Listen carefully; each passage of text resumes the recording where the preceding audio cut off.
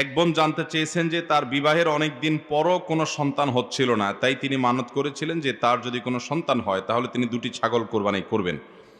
কিছুদিন পর তার একটি ছেলে সন্তান হয়, এখন তিনি আকিকা করবেন। প্রশ্ন হলো, মানতের ছাগল দিয়ে আকিকা করা যাবে? যদি না যায় তাহলে আকিকা আগে করবে নাকি মানত আগে করবেন?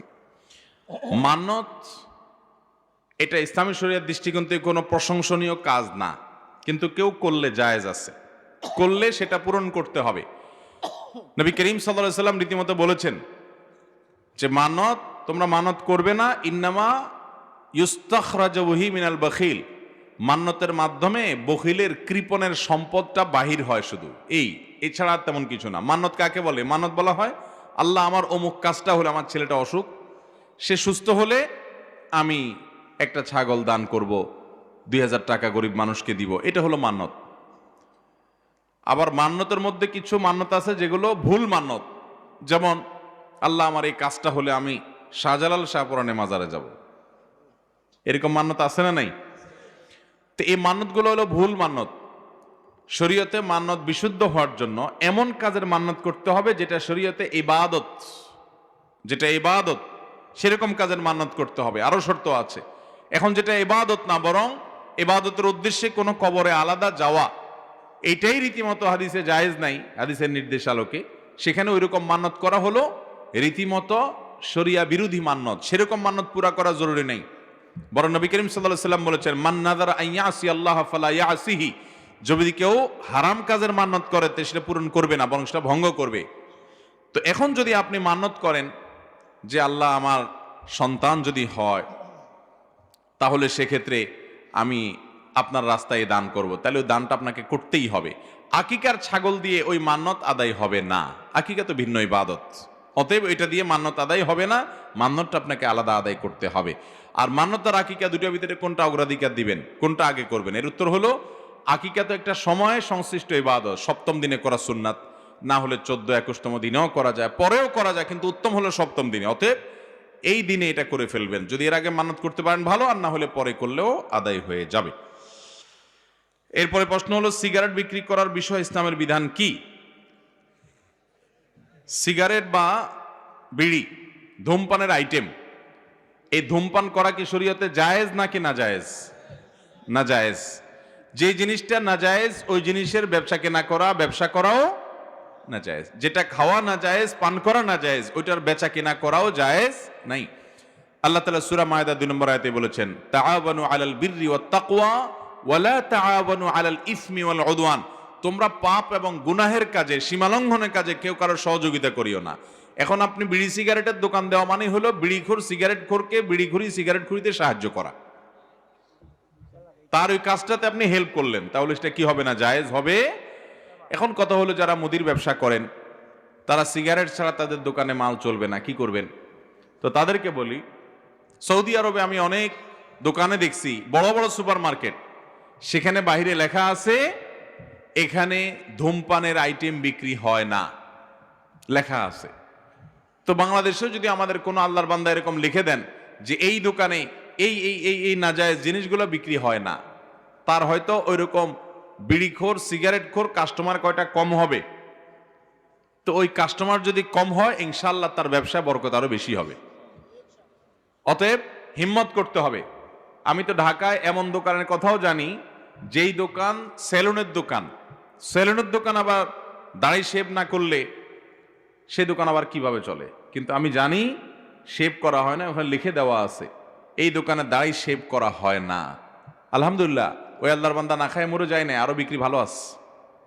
ইমানদার বিশ্বাস করবে আল্লাহর প্রতি, হালাল টাকা অল্প হলেও চলবে, হারাম টাকা অনেক দরকার নাই। অতএব হিম্মত করতে হবে। একান্ত যে সমস্ত ভাইয়েরা ইমানি দুর্বলতার কারণে এটা পারেন না, তো কমপক্ষে এই নাজায়েজ জিনিসটা বিক্রি করে হালাল টাকার সাথে মিশায়েন না, অন্তত এই লাভটা অন্তত আপনি ভোগ করেন না, দান করে দেন এবং আল্লাহর কাছে ইস্তিগফার করেন, এবং হিম্মত করতে হবে যে এই গুনাহ থেকে আমরা বেরিয়ে আসবো। আল্লাহ তৌফিক দান করুন। এরপরে প্রশ্ন হলো, প্রায় 1.5 বছর যাবৎ একটা ওয়াসওয়াসার মধ্যে আছি, সবসময় কল্পনার মধ্যে আসে ধর্মগ্রন্থ আমার পায়ের নিচে, এর জন্য আল্লাহর কাছে অনেক তওবা করেছি, দোয়া করেছি, কিন্তু এই সমস্যা থেকে বের হতে পারছি না। এর ফলে আমি অসুস্থতা অনুভব করছি। কোরআন হাতে নিলে শরীরে অস্বস্তি লাগে। আমার মনে হয় আমি দুনিয়ার সব থেকে বড় পাপী। আল্লাহ আমাকে মাফ করবেন কি না? দয়া করে এর থেকে পরিত্রাণের উপায় কি বলবেন? একটা আশ্চর্যের বিষয় হলো, এই রকম প্রশ্ন ইদানিং বিভিন্ন জায়গায় মানুষ করছে, যেগুলো আমরা অনেকে হয়তো কল্পনাও করতে পারি না যে এটা আবার কেমন প্রশ্ন। তার সবসময় মনে হয় যে কোরআন সে পায়ের নিচে পাড়াচ্ছে, এরকম তার দৃশ্য সবসময় মাথার সামনে ভাসতে থাকে। আল্লাহকে নিয়ে বাজে চিন্তা আসে, খারাপ চিন্তা আসে, খারাপ মন্তব্য আসে, খারাপ উক্তি তার মনে মনে আসে, অনেক সময় মুখ দিয়ে বের হয় তার নিয়ন্ত্রণের বাইরে, কিন্তু সে বুঝতে পারে ইমানদার, এই জন্য তার চোখের পানি চলে আসে, কান্না আসে যে এটা তো আমার ইমান নষ্ট করছে, এটা তো আমার নষ্ট হওয়ার মতো বিষয়। এই সমস্যাগুলো কেন হয়? ভাইরা আমার, আমরা আমাদের সবচেয়ে বড় শত্রুকে আমরা চিনিও না, জানিও না, জানার চেষ্টাও করি না। কোরআনে আমাদের শত্রু হিসাবে যার কথা একবার নয়, দুইবার নয়, পাতায় পাতায় আল্লাহ বলেছেন, এবং যাকে আমাদের শুধু শত্রুই বলেন নাই, বলেছেন প্রকাশ্য শত্রু, আদু ও মুবিন, শয়তান। শয়তান কি দেখা যায়? কিন্তু আল্লাহ বলেছেন প্রকাশ্য শত্রু। কাহিনী কি? আমরা দেখিই না, আল্লাহ বলছেন প্রকাশ্য শত্রু। কারণ শয়তান দেখা না গেলে কি হয়েছে? তার শয়তানি একেবারে দিনের আলোর মতো পরিষ্কার। শয়তানি আপনারা টের পান না? শয়তানি আপনারা টের পান না?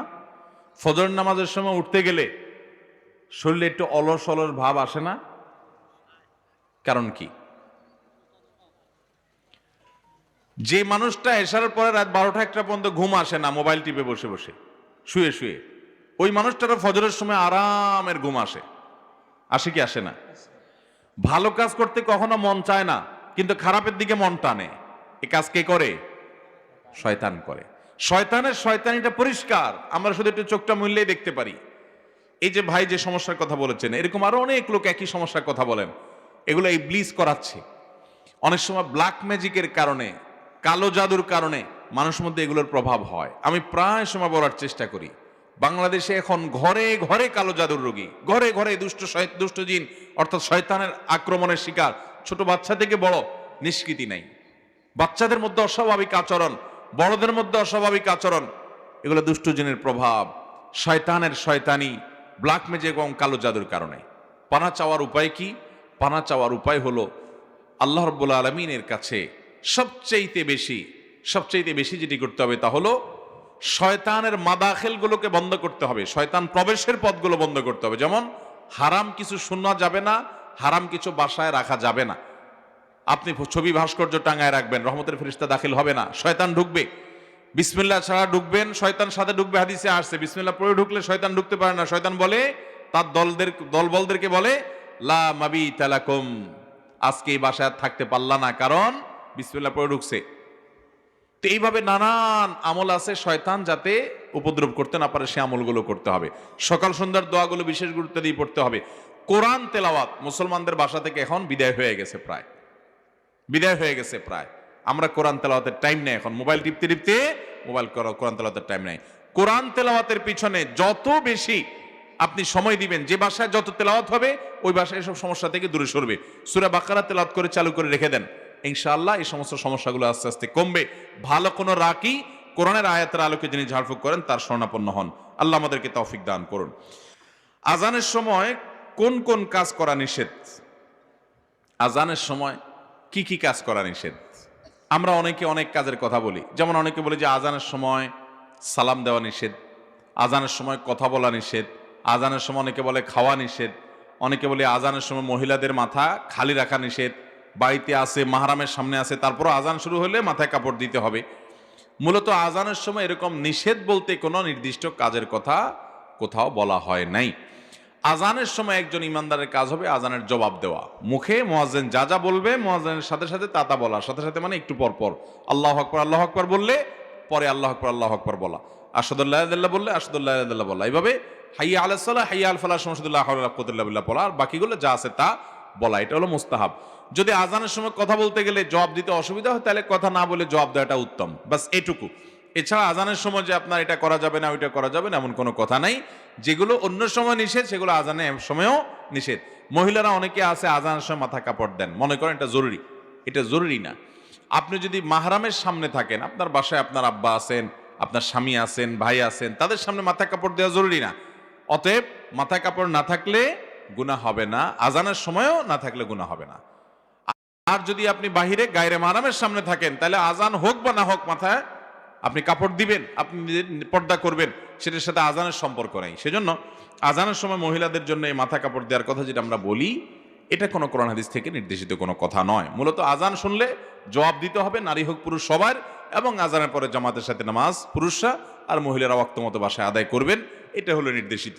ওই মাথা কাপড় দেওয়া বা কথা বলা না যাওয়া বা আপনার এটা না করা ওইটা না করে এরকম কোনো কথা বিশেষভাবে নাই। মাহরাম কারা? মেয়ে দেখতে গেলে কি বরের বাবা, পিতা, ভাই যেতে পারবে কিনা? মেয়ে কাকে কাকে দেখতে পারবে? যদি মেয়েকে বরের ভাই, পিতার সামনে যেতে জোরাজুরি করা হয়, তাহলে মেয়ের পিতার কাজটা কি ঠিক হবে? অনেক বোনরা আছেন আমাদের যারা দিন পালন করতে চান, পর্দা মানতে চান, জাহেলি সমাজের কারণে তারা পারেন না। ভালো করে শুনে রাখেন, বিয়ের আগে পাত্র পাত্রীকে দেখবে। পাত্রপক্ষের একজন পুরুষ শুধু মেয়ে দেখতে পারবে, তার নাম হলেন পাত্রী। পাত্র নিজে, তিনি নিজে মেয়েকে দেখবেন। আর পাত্রের মা, বোন, মহিলারা তো মেয়েকে দেখতেই পারবে। পাত্রপক্ষের আর কোনো পুরুষ মেয়েকে দেখতে পারবে না। কিন্তু আমাদের দেশে দেখা যায় বেশিরভাগ ক্ষেত্রে পাত্রের দেখার খবরই নেই। পাত্রের পরিবারের, পাত্রের দুলাভাই, পাত্রের চাচা, মামা, বাপ, ভাই, দুনিয়ার মানুষ মিলে দেখে। অনেক সময় দেখা যায় যে এক দল মানুষ পাত্রী দেখতে যায়, দেখতে যাওয়ার নাম করে 10-15 জন মিলে খায় আসে, আর বেহায়ার মতো অনেকগুলো পুরুষের সামনে মেয়েটাকে আসতে বাধ্য করে।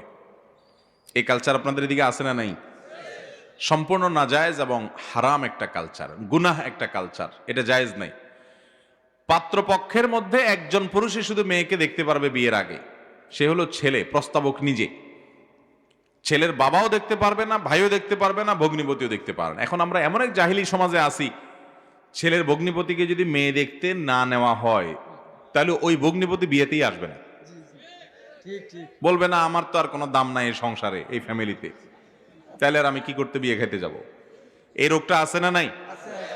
এগুলো হলো আমাদের মূর্খতার কারণে, অজ্ঞানতার কারণে আমরা জানি না। আবার যদি ছেলে তার বাপকে বলে, আব্বা যেহেতু বিয়ে আমি নিজে করব, পাত্র আমি, অতএব মেয়েটা শুধু আমার দেখা জায়েজ, তুমি একটু ওইদিকে বসো, তাহলে বাপ ওখান থেকে চলে আসবে, বলবে বেয়াদ্দব ছেলে, বিয়ের পরে কি করবে? এখনই সে এরকম শুরু করছে যে তার বউ সে একা দেখবে, আমারে বাইরে যেতে বলে। তো এই ছেলে তো মেয়ে বিয়ে করার পরে তো আমার বাতি দিবে না। অনেক বাপ মা এগুলো হিসাব করবেন, তারা জানেন না যে বিয়ে হয়ে গেলে এরপরে শ্বশুর হিসাবে তো অবশ্যই ছেলের বাবার সাথে উনি দেখা যেতে পারবে, বৌমা, সেটা তো জায়েজ। কিন্তু বিয়ের আগ পর্যন্ত শুধু একজন দেখবে, গোটা ফ্যামিলির সব পুরুষ মিলে দেখবে না। বাজারে গরু যেরকম দেখে, আমার দেশে পাত্রী ওরকম করে দেখে। ছাগল যেরকম দেখে, এরকম করে পাত্রী দেখে, উঠায়া, বসায়া, হাঁটায়া, হাসায়া, কান্দায়া, ছেলেরা মেয়েরা দলবল সহকারে। বিশ্রী এবং নোংরা একটা কালচার আমাদের সমাজের। যুবকরা বিয়েতে এই সমস্ত নোংরামি করা যাবে না ইনশাআল্লাহ। আপনার বোন গিয়ে দেখবে, আপনার মা গিয়ে দেখবে, আপনার ভাবি গিয়ে দেখবে, আপনার ফ্যামিলির মহিলারা গিয়ে দেখবে। দেখুক, পুরুষদের মধ্যে আপনি একা দেখবেন এবং অন্যরা খোঁজ খবর নেবে। অনেক সময় অনেক মেয়ে নিজে দিনদার, পর্দা করতে চান, কিন্তু মেয়ের বাপ বাধ্য করেন, কারণ হবু বেয়াই মন খারাপ করবে, সবার সামনে যেতে বাধ্য করেন। এটা জুলুম। মেয়েদের প্রতি এরকম অত্যাচার করলে ওই বাপমা আল্লাহর কাঠগড়ার আসামি হবেন। অতএব বিয়ের ক্ষেত্রে আমরা এই সমস্ত অনাচার করব না। আল্লাহ আমাদেরকে বেঁচে থাকার তৌফিক দান করুন।